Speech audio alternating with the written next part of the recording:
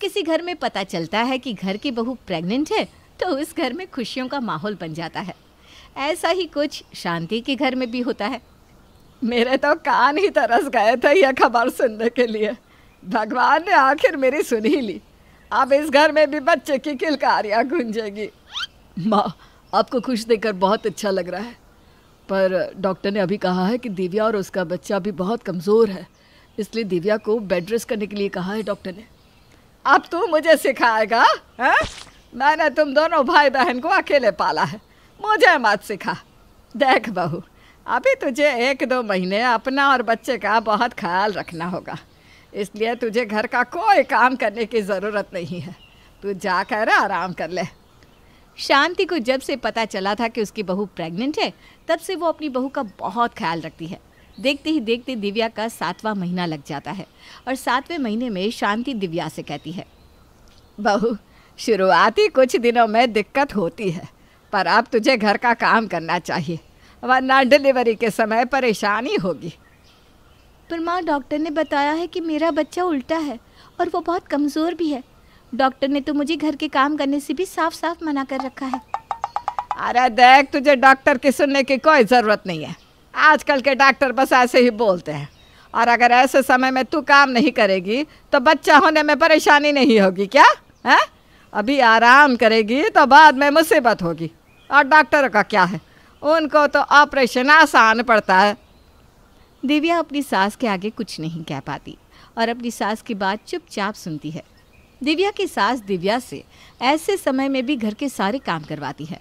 जब दिव्या की तबीयत ज़्यादा ख़राब होती है या उसे उल्टियाँ हो रही होती है तो, अरे बहू, सही से खाएगी पिएगी नहीं तो उल्टी बंद कैसे होगी?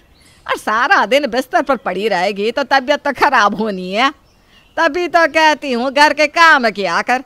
अब चल जाकर पोछा लगा ले। माँ जी, अभी मुझे चक्कर आ रहे हैं, मैं थोड़ी देर बाद पोछा लगा लूँ क्या? अरे तू अगर ऐसे बहाने करेगी तो कैसे चलेगा? कुछ दिनों बाद तेरा 8वां महीना लग जाएगा और फिर देखते ही देखते 9 महीने पूरे हो जाएंगे। मैं तेरी सास हूँ, मुझे तुझसे ज़्यादा पता है। शांति अपनी बहू का दर्द नहीं समझती और उससे ज़बरदस्ती घर के सारे काम करवाती है। बेचारी दिव्या पोछा लगाने के लिए जैसे ही जाती है वैसे ही वहाँ उसकी ननद शोभा आ जाती है। शोभा अपनी भाभी को ऐसी हालत में काम करता देख अपनी भाभी से कहती है, भाभी, ये आप क्या कर रही हो? आप प्रेग्नेंट हो और ऐसे समय में घर के काम कर रही हो? आपको डॉक्टर ने बताया नहीं क्या कि ऐसे समय में ज़्यादा ऊपर नीचे नहीं करना चाहिए?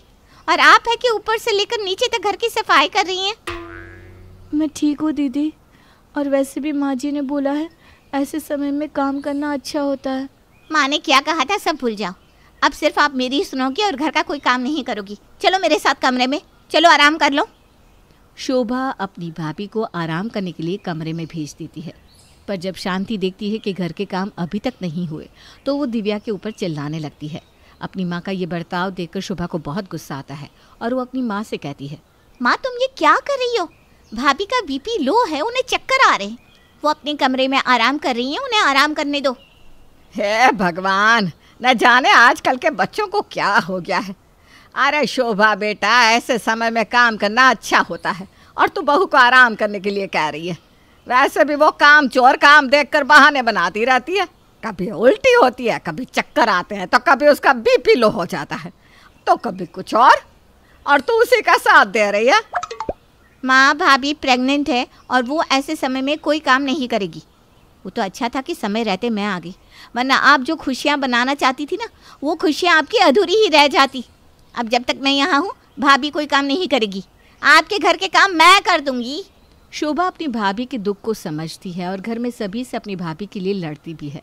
साथ ही वो अपनी भाभी के बदले घर का सारा काम भी करती है। अपनी ननद को अपने लिए लड़ता देखकर दिव्या शोभा से कहती है, दीदी, आप बहुत अच्छी हैं। आप ऐसे समय में मेरे लिए भगवान का रूप बनकर आई हैं। कोई बहन भी अपनी बहन के लिए इतना नहीं करती जितना आप मेरे लिए कर रही हैं। इस घर में आपके अलावा और कोई नहीं है जो मेरे दुख को समझे। भाभी, आप फिक्र मत करो, मैं आ गई हूँ ना। और वैसे भी मैं आपका दुख बहुत अच्छे से समझती हूँ। आपका बच्चा बहुत कमज़ोर है और ऐसे में आप घर के काम कर रही हैं। एक प्रेग्नेंट लेडी को उठने बैठने सोने खाने पीने हर चीज़ में कितनी परेशानियाँ होती है, मैं अच्छे से समझ सकती हूँ। इसी तरह शोभा हर बार अपनी भाभी के साथ खड़ी होती है और अपने घर वालों के खिलाफ। और ये देखकर शांति को बहुत गुस्सा आता है और इसलिए वो दोनों ननद भाभी को दूर करने के लिए अपनी समधन जी को फ़ोन कर देती है। और शांति के कहने पर शोभा की सास उसे झूठ कहकर उसे उसके ससुराल बुला लेती है। माँ जी क्या हुआ, आपकी तबीयत तो ठीक है ना? हाँ बहू, मैं तो बिल्कुल ठीक हूँ। वो तो मुझे तेरी माँ ने कहा था कि मैं अपनी तबीयत का बहाना करके तुझे यहाँ बुला लूँ, पर मुझे समझ में नहीं आ रहा कि तेरी माँ ने ऐसा क्यों किया। माँ ऐसा कैसे कर सकती है? आज से कुछ साल पहले माँ की वजह से मैंने अपना बच्चा खोया और उसकी सज़ा मैं आज तक भुगत रही हूँ। मैं कभी माँ नहीं बन सकती और माँ भाभी के साथ भी वही करने जा रही है, पर मैं ऐसा नहीं होने दूंगी। अब जैसे ही शोभा को पता चलता है कि ये सब कुछ उसकी माँ शांति का किया है तो वो बिना कोई देरी किए अपने मायके जाती है, जहाँ वो देखती है कि उसकी भाभी दर्द से बेहोश हो चुकी है और उसकी माँ आराम से अपने कमरे में सो रही है। माँ तो आराम से कैसे सो सकती हो? वहाँ भाभी डिलीवरी पेन से बेहोश हो चुकी है और तुम आराम से सो रही हो। तुम्हारी वजह से मैंने अपना बच्चा खोया था। तुमने अपनी जिम्मेदारी पर मुझे मायके बुलवाया और जो हाल आज भाभी का है वही मेरे साथ किया। तुम्हारी वजह से मैं आज माँ नहीं बन सकती। अगर भाभी के साथ ऐसा कुछ हुआ तो मैं तुम्हें कभी माफ नहीं करूँगी। क्या बहू को दर्द हो रहा है? पर अभी तो उसका 8वां महीना चल रहा है। इतने जल्दी प्रसव दर्द कैसे हो सकता है? ठीक वैसे ही माँ जैसे 7वें महीने में मुझे हुआ था। ये सब कुछ आपकी लापरवाही और जिद की वजह से होता है। आपने मेरी भी हालत कभी नहीं समझी और मुझसे घर के काम करवाए ये कहकर कि बच्चा नॉर्मल होगा। पर नॉर्मल की बात तो दूर, मेरा तो बच्चा ही मरा हुआ पैदा हुआ था और अब मैं कभी माँ भी नहीं बन सकती। और वही गलती आप फिर से कर रही है।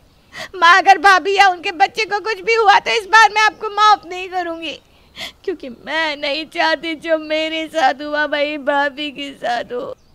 शोभा अपनी माँ को चेतावनी देकर अपनी भाभी को हॉस्पिटल ले जाती है, जहाँ डॉक्टर बड़ी मुश्किलों से दिव्या और उसके बच्चे को बचाते हैं, जिसके बाद शांति को अपनी गलती का एहसास होता है।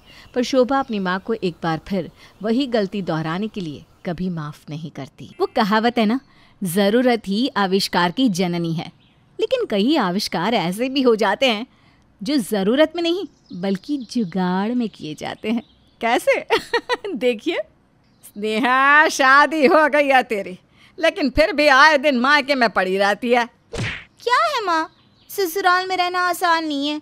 अरे आदमी आदमी नहीं मशीन बन जाता है। मशीन? मशीन कैसे? अरे खाना ही तो बनाना होता है और मशीन में कपड़े धुल जाते हैं और क्या करना होता है। बाकी के कामों के लिए तो काम वाली है। एक बात बताओ माँ, ये किसने रिवाज निकाला? 4 वक्त खाना खाओ, खाने के बर्तन धो, कपड़े बदल बदल कर पहनो और फिर भी उसे भी साफ करो, प्रेस करो। ना माना, मेरे बस का नहीं है। तभी पड़ोस से स्नेहा की सहेली पारुल उससे मिलने आती है। हे स्नेहा, कैसी है? मैंने सुना तू आई है तो सोचा मिलाऊं। कैसा है तेरा ससुराल? हाँ तू समझा पारुल इसे। अरे कुछ देख, पारुल भी तो ससुराल वाली है, लेकिन मजाल है कि कभी से रोता देखा हो। क्या हो गया, सास मारती है क्या? अरे छोड़ यार, किसी की इतनी हिम्मत कहाँ कि मुझे मारे। वो तो यार काम बहुत होता है। तो हाँ, तो नौकर चाकर नहीं है क्या तेरे ससुराल में? है ना, एक बर्तन और सफाई के लिए, लेकिन उसे भी ना मेरी सास निकालने को कहती रहती है कि अभी बहू आ गई है तो क्या करना है। पारुल और स्नेहा की माँ इस बात पर जोर से हंसते हैं।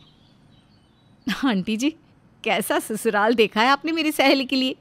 इसके लिए तो कोई ऐसा ससुराल चाहिए था जहाँ कोई काम ना हो। उल्टा इसकी सास तो नौकरानी भी हटा रही है। हाँ पारुल, अब आएगी ये लाइन पर। यहाँ तो चल गया। चल गया क्या? मैं भी कम नहीं हूँ माँ। अगर सर पर ज़्यादा पड़ गई ना तो मेरा भी तरीका है काम करने का, जानती है ना तू। हाँ हाँ, मैं तो जानती हूँ आंटी। इसे कॉलेज में नोट्स ना बनाना पड़े इसलिए मेरे सारे नोट्स फोटो स्टेट करा लेती थी। तभी स्नेहा का पति विमल उसे लेने आता है। अरे आप तो कल आने वाले थे ना? वो क्या ना, कल हंसी वाली बुआ आ रही है, साथ में उनके 4 बेटे भी हैं, तो माँ ने कहा तुमको लेकर आ जाऊँ, घर में काम करना होगा ना। स्नेहा माँ की ओर देखती है। हाँ तो सही तो बोल रहा है, जाओ बेटा, ससुराल में आने जाने वाले लोगों की जिम्मेदारी अब तेरी ही तो है। स्नेहा बेचारी तैयार होकर चली जाती है। वहाँ जाकर सासू माँ, अरे स्नेहा, कल सुबह जल्दी उठ जाना और पूरे घर को साफ कर लेना। मैं सब्जी बना दूंगी, तुम ना रोटी बना लेना, बस सबके लिए, ठीक है बेटा? कितने लोगों के लिए सासू माँ? मतलब फिर भी कुछ आइडिया मिल जाता कि कितनी रोटी बनानी पड़ सकती है। ज़्यादा नहीं, कम से कम 30-35 रोटी। अरे फटाफट बनाती जाना, सबको गर्मा गर्म खिलाती जाना, क्या? स्नेहा को तो पूरी रात ये सोच सोच कर नींद ही नहीं आती कि 30-35 रोटी वो कैसे बनाएगी। रात को कमरे में लेटी वो छत को देख रही होती है कि क्या सोच रही हो कि इतना बड़ा घर अकेले कैसे साफ करोगी, यही ना? अरे हाँ, वो तो सोचा ही नहीं था। मैं तो अभी रोटी कैसे बनेगी यही सोच रही थी। अब तुम्हारी शादी हो गई है, आलस त्याग दो स्नेहा। पता है, माँ तो घर का बाहर का सब काम अकेले कर लेती थी। अभी भी देखो, तुम्हारी मदद के लिए माँ सब्जी बनाने के लिए तैयार है। पता है, मेरी बहन की सास तो। पति अपनी माँ और बहन की तारीफ किए जा रहा था और आलसी स्नेहा सोची जा रही थी कि कल कैसे होगा, इतना बड़ा घर कैसे साफ करेगी। लेकिन ये क्या आइडिया! अगले रोज पूरा घर गीला गीला होता है। हर कोई समझ ही नहीं पाता कि घर में कौन सी बारिश आ गई है। अरे ये क्या, कहाँ का पानी लीक हो रहा है? कहीं कोई पाइप तो नहीं टूट गया? नहीं सासू माँ, बस 2 मिनट रुकी, मैं अभी सिखा देती हूँ। बहू घर के सारे कूलर पंखा सब खोल देती है। घर में इतनी हवा हो जाती है कि सारा घर सूख जाता है। उतने में सामने से बीमल की बुआ आती है। उनके हाथ में ढेर सारी धान लेकर आई होती है, लेकिन जैसे ही वो घर के दरवाजे में आती है, तेज़ हवा से सारा धान उड़कर पूरे घर में फैल जाता है। क्यों री बहू, क्या किया ये? घर को पानी से क्यों धोया? झाड़ू लगाकर पोछा क्यों नहीं लगाया? अब देख, पूरे घर में धान फैल गया। जाकर साफ कर। आओ आओ दीदी, आओ। स्नेहा, जिसने सोचा था कि क्या झाड़ू लगाना, क्या पोछा लगाना, क्यों ना एक ही बार में 4 बाल्टी पानी डालकर झाड़ू मार दे। लेकिन ये शॉर्टकट तो उसे महंगा पड़ जाता है और सारे घर को फिर से साफ करना पड़ जाता है। बेचारी सारा घर साफ करके बैठी ही होती है कि सास की आवाज़ आ जाती है। अरे स्नेहा बहू, बहू, रोटी बना जल्दी से, सबको भूख लगी है। क्यों नहीं माँ जी, 2 मिनट में अब भी खाना लगा रही हूँ। स्नेहा ने रात को सारी रोटियाँ बेलकर फ्रिज में रख दी थी। अब तो बस उसे सेकता ही था। लेकिन ये क्या, सारी रोटी एक दूसरे से चिपक कर आटा बन गई थी और आटा बन गया था बर्फ। अब करे क्या? ये क्या हो गया? सारी की सारी मेहनत खराब। सोचा था बस सेक सेक कर खिलाते जाऊंगी, फिर से 4 किलो आटा गूंथना पड़ेगा। भीमल किसी काम से किचन में आता है और बीवी को रोता हुआ देखता है। अरे अरे, क्या हो गया? रो क्यों रही हो?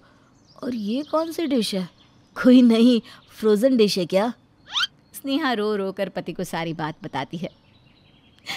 मैंने रात को ये रोटियां बेल बेल कर फ्रिज में रख ली थी, लगा था सुबह सेक सेक कर खिला दूंगी। लेकिन अब क्या करूं? सारा घर 4 बार साफ किया है, अब तो पूरा शरीर दर्द हो रहा है। मेरे बस की ना है रोटी बनाने की। कोई बात नहीं, मैं एक काम करता हूँ, तुम खाना लगा दो। कैसे लगा दूँ खाना बिना रोटी के?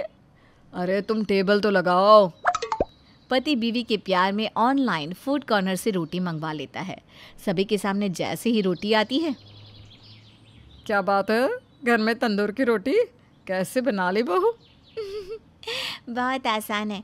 अभी आप भूखी है ना, खाना खाइए, कल बताऊंगी। हाँ। बहू चैन की सांस लेती है। लेकिन किसी आलसी की जिंदगी उसी मुर्गे की तरह होती है जहाँ कब गर्दन मुड़ जाए। यानी कब कोई काम सामने आ जाए कोई नहीं जानता। सब खाना खाकर बैठे होते हैं कि अरे बहू, वो क्या है ना, सबके लिए चाय बना ले और साथ में घर के बने पकोड़े ले आ। घर के बने, ठीक है ना बेटा? पर माँ जी अभी तो खाना भी नहीं पचा। किसने कहा नहीं पचा? अरे 3 घंटे हो गए खाना खाए, अब तो शाम की भूख लग गई। हाँ, ये तो है। लेकिन बुआ जी आपको पता है, आप मेरठ आए और कल्लू के समोसे ना खाए तो समझो कुछ नहीं खाया। अच्छा स्नेहा, तो वो हम कल खिला देंगे बेटा। और ये सासू माँ आज तो ताज़ा बने होंगे, कल का क्या है, आज के ही कल खिला देंगी। बेचारी बुआ पता नहीं बासी पचा पाए या ना पचा पाए। हाँ, स्नेहा बिल्कुल सही कह रही है। भाभी मुझे ना कल्लू के समोसे ही खाने हैं। जा विमल लेकर आ। और बहू चाय तो बना सकती है ना? क्या चाय, इतनी गर्मी में वहीं से लस्सी भी पकड़ लाइएगा। चाय तो कभी भी बन जाए, क्यों? किसी ना किसी तरह बहू खाने पीने का तो बाहर से इंतज़ाम कर रही थी, लेकिन स्नेहा के सामने अब सबसे बड़ा टास्क हो गया था बर्तन धोना। सुनिए ना, रोज़ इतने सारे बर्तन नहीं धुलते हैं, कुछ करिए ना। अब मैं साड़ी पहनकर तुम्हारे साथ बर्तन तो नहीं धुलवा सकता, ना ही किसी को बोल सकता हूँ कि खाना ना खाओ, है ना? चलो सो जाओ अब। क्या सो जाऊं? किचन में ढेर सारे बर्तन पड़े हैं, उनको धोना है। मन कर रहा है कि एक बार फिर मायके भाग जाऊं। हाँ, पर नहीं जा सकती। तुम चली जाओगी तो मेरा भी तो मन नहीं लगेगा ना। हाँ ये तो है, मायके जाकर तो मैं कभी भी बैठ जाऊं, लेकिन मेरे इतने प्यारे पति, मेरा साथ देने वाले पति, आपके बिना तो मैं रह ही नहीं पाती। लेकिन क्या करूं इन बर्तन का? फिर क्या था, स्नेहा के शातिर दिमाग में एक घमासान आइडिया आ जाता है। वो क्या है, चलिए देखते हैं। अरे बहू, ये क्या है? ये पत्तल में खाना, प्लास्टिक के ग्लास, लकड़ी का चम्मच, क्यों? वो क्या है ना माँ जी, नगर निगम वाले आए थे, 2 दिन पानी कम आएगा। लो जी, 2 दिन के लिए हम आए और 2 दिन पानी ही नहीं आएगा, ये तो बहुत बड़ी बात है। 2 दिन तक स्नेहा डिस्पोजेबल बर्तनों में घर वालों को खाना खिलाती है और फिर बर्तन फेंक देती है। तो है ना कमाल की बहू, सॉरी कमाल की आलसी बहू और उसके शॉर्टकट।